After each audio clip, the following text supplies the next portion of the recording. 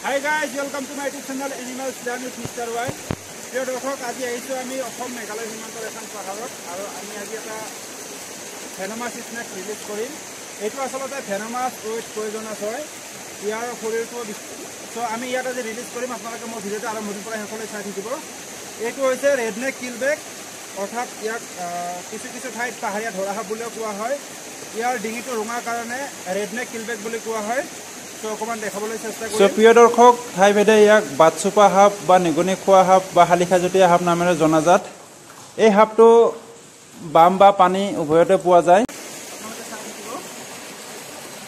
সাধাৰণতে বাটচুপা সাপ বা নিগনি খোৱা সাপৰ দৈৰ্ঘ্য প্ৰায় ৭৬ চেণ্টিমিটাৰলৈকে হয় আৰু এই সাপটো ভেনমাছ উইথ পয়জনাছ হয়। ইয়াৰ শৰীৰটো সম্পূৰ্ণৰূপে বিষাক্ত। ইয়াক যদি কোনো প্ৰাণীয়ে ভক্ষণ কৰে তেতিয়াহ'লে সেই প্ৰাণীৰ মৃত্যু হোৱাৰ সম্ভাৱনা থাকে। গতিকে আপোনালোকে ভাবক কিমান এটা ভয়ংকৰ সাপ। আৰু এই সাপটো সাধাৰণতে ক'বলৈ গ'লে বাকীবোৰ সাপৰ দৰে ইয়াৰ ফেংবোৰ ৰিয়াৰ ফালে থাকে, অৰ্থাৎ ৰিয়াৰ ফেং স্নেক হয়। আৰু যেনেকুৱা ধৰক কব্ৰা হওক বা বেলেগ বেণ্ডেড ক্ৰেট হওক, এইবোৰ সাপৰ ফেংবোৰ ফ্ৰণ্ট ফেং। সেয়েহে এইডাল সাপে যদি কামুৰি কেতিয়াবা মানুহক দংশন কৰে তেতিয়াহ'লে প্ৰায় 1 মিনিট সময় কামুৰি ধৰি থাকিব লাগিব। তেতিয়াহে মানুহৰ গাত বা মানুহৰ শৰীৰত বিষ ইনজেক্ট কৰিব পাৰিব।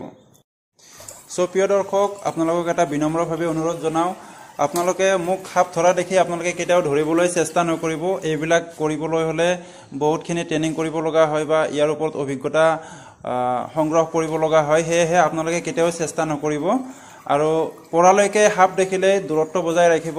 তেতিয়াহ'লে আপোনালোকৰ বিপদৰ পৰা হাত সাৰিব পাৰিব। আৰু আপোনালোকে দেখিছে মোৰ শৰীৰত সাপটো উঠিছে, কিন্তু মোক দেখি আপোনালোকে কেতিয়াও এনেকৈ চেষ্টা নকৰিব।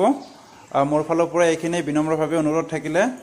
আৰু আগলৈ নতুন নতুন ভিডিঅ'ৰ সৈতে লগ পাম বুলি আশা থাকিলে আপোনালোকে মোৰ চেনেলত আকৌ নতুন নতুন সাপৰ তথ্য পাবলৈ মোৰ ইউটিউব চেনেল বা ফেচবুক পেজটো লাইক ফ'ল' কৰি দিব, লগতে মোৰ ইউটিউব চেনেলটো ছাবস্ক্ৰাইব কৰি থৈ দিব। আজিলৈ ইমানেই প্ৰিয় দৰ্শক, বৰ্তমান আমি সাপটো ৰিলিজ কৰিম।